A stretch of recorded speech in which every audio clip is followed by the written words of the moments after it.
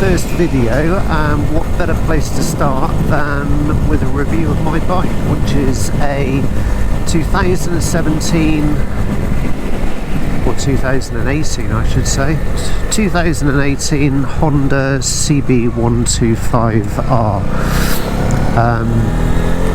As you can probably guess by being a 125, this is my first bike.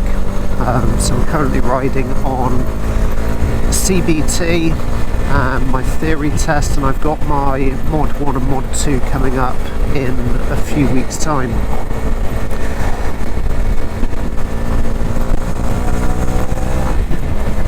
So in terms of the Honda, reasons why I went with this as my first bike, and I'm going to go through kind of the plus points about the bike and the downsides, the things that I don't like so much.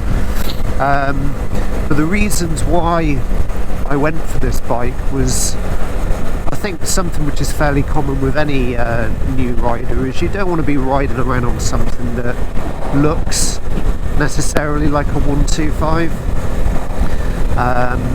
So I wanted something that had some of the full proportions of a bigger bike, so you know, your full-size wheels. I wanted something that was a naked bike. I really like the look of the nakeds, and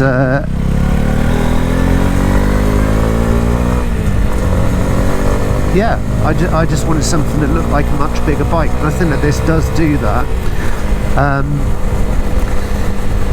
So Honda started making this bike in 2017, I think, and it's part of their Neo Cafe racer style bike. But I think it looks pretty damn good. The engine, I think, not that I know much about bike engines, but I don't think that it necessarily sounds like a 125. And the riding position on it is absolutely brilliant. I used this bike before COVID to commute to work every day, whether it was winter, whether it was raining, whether it was nice weather, you know, every single day. And there wasn't a single day where I'd get to work and feel uncomfortable. So the seating position's pretty good, and being a naked bike, you know, you're fairly upright. You are exposed to the wind, but because it's a 125, you don't really ever get to the speed where that's necessarily a problem. And even though, you know, the size of the engine is pretty small and limiting, it's still pretty nippy. You know, I managed to pretty much consistently beat anything off the lights. It's really good for filtering in traffic. And really, I suppose the only thing that you're missing on this sort of bike is the ability to get onto a motorway. So in your sort of normal driving around town, commuting sort of use of the bike, pretty much does everything that you need it to. Up until 50 mile an hour you can reach that fairly easily. 50 to 60 takes a while, but it'll sit at 60 quite happily, and then you may as well forget it. So if you're looking for something that will go faster than that, you got no chance pretty much. Doggy.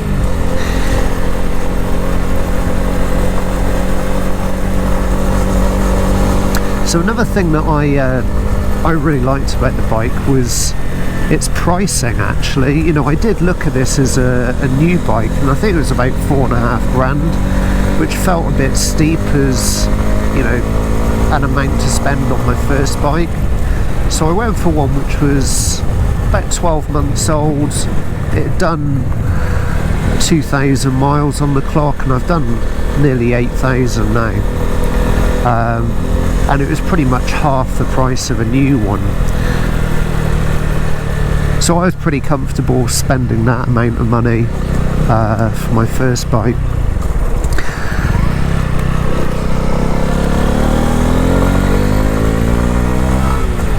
something else that I really like about the bike actually is just how forgiving it is. You know, when you're a new rider, you do make mistakes, and a lot of them I've made them. You know, you stall the bike, your gear changes aren't great, you may not anticipate the road as well as you could be, in terms of gravel and mud and wet leaves and drain covers and all that stuff. And actually I've not had any slip ups to the bike, I've not dropped it, I've not really skidded on any road surface, anything like that. And given that the riding position is upright and the handlebars are pretty wide, you've got really, really good control of the bike actually, in most circumstances.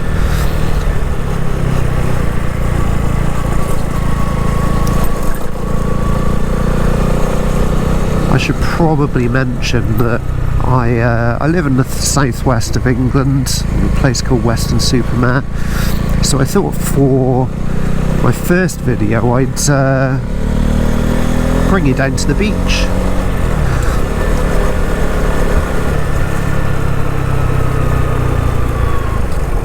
It's quite a nice time of day to come down actually, look how quiet it is.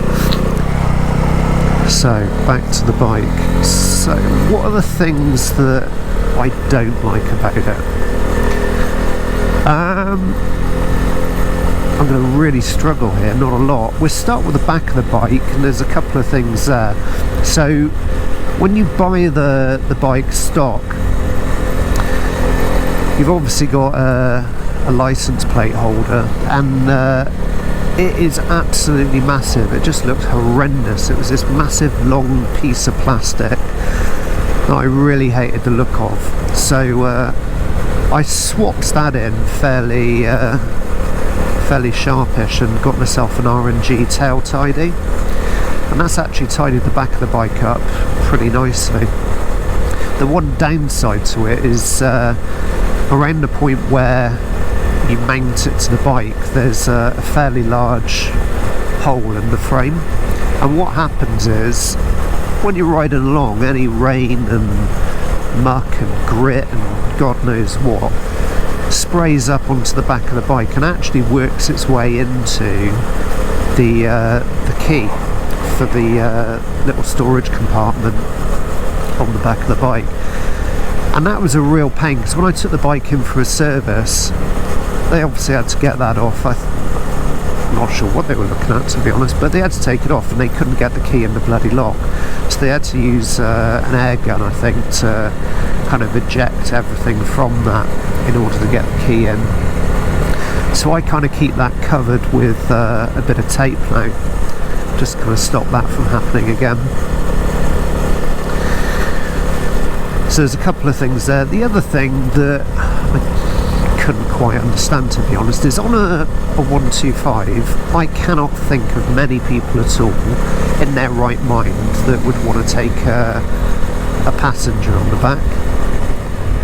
A, I think it'd be too much weight. B, you're more than likely going to be a learner, so you wouldn't be allowed to take a pillion anyway, but your confidence just wouldn't be there to have somebody on the back of the bike. So what I did was take the rear foot pegs off. They came off pretty easy. I thought it would save a fair amount of weight, but they weren't actually that heavy. But again, I think that tidied up the back of the bike quite nicely. So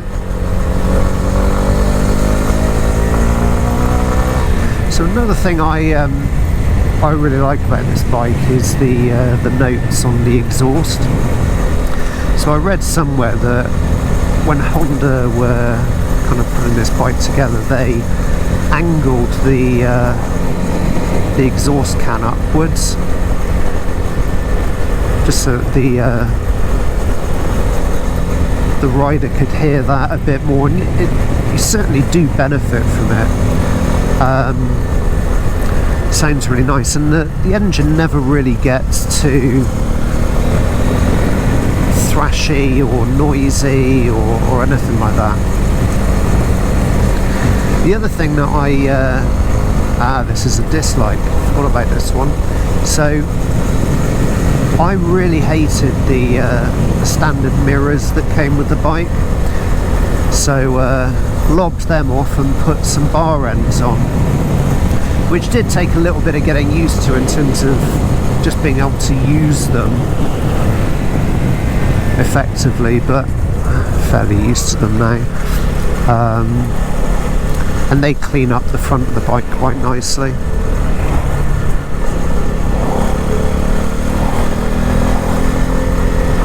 One thing that I do struggle with this bike, which is inherent I suppose to 125s, is if you're in traffic it's fine, as I said, no issues there at all, but if you find yourself in a situation where you do want to overtake, it is tricky in this bike. You just don't have the power there, and I rarely have the confidence to think, yeah, I could make that and get around them. You will have probably noticed that the bike doesn't have your standard sort of clocks and dials on it, so they did opt for an LCD display on this, and I'd read some stuff when I was shopping around that said in certain light you can struggle to see what's on the screen, and I've got to say I've never had that problem, not once.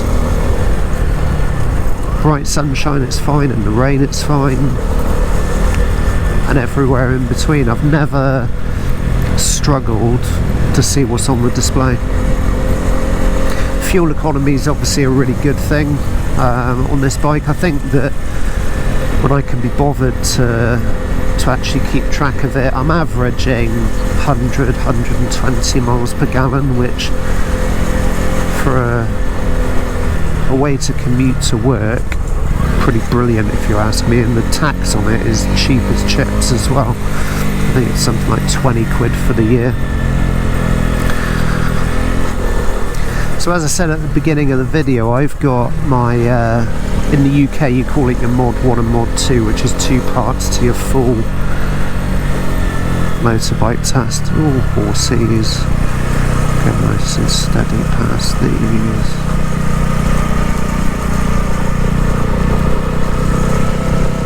Sweet.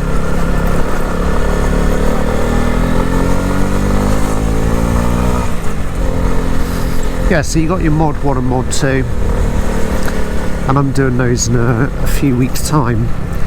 And obviously the thing that I'm thinking about now and getting fairly excited about is, what do I do after that? Obviously I'd like a bigger bike, but my ideas on what I want to get change pretty much by the day. So there's part of me, being a massive Sons of Anarchy fan, that would really like a Harley.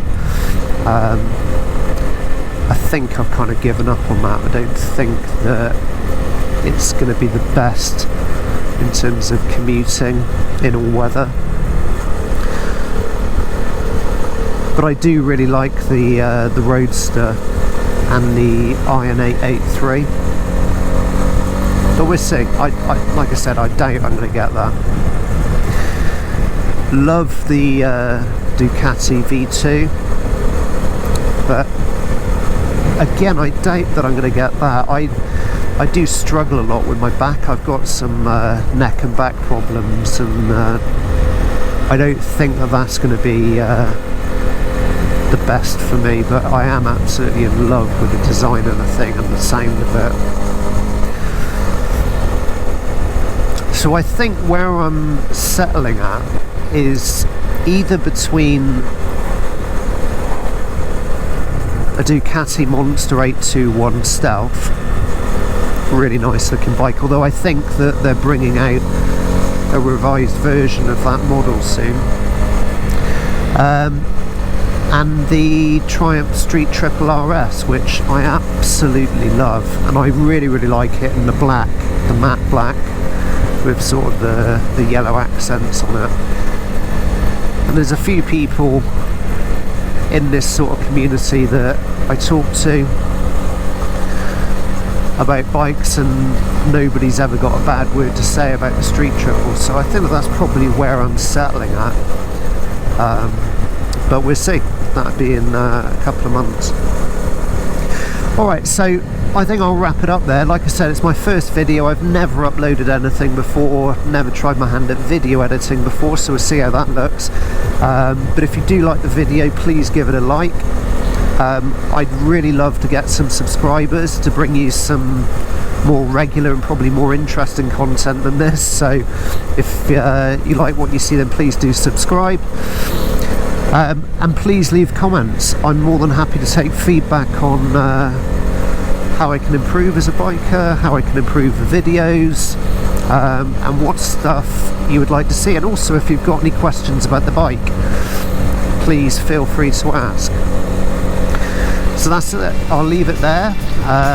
Thanks for watching. This has been On Two Pegs.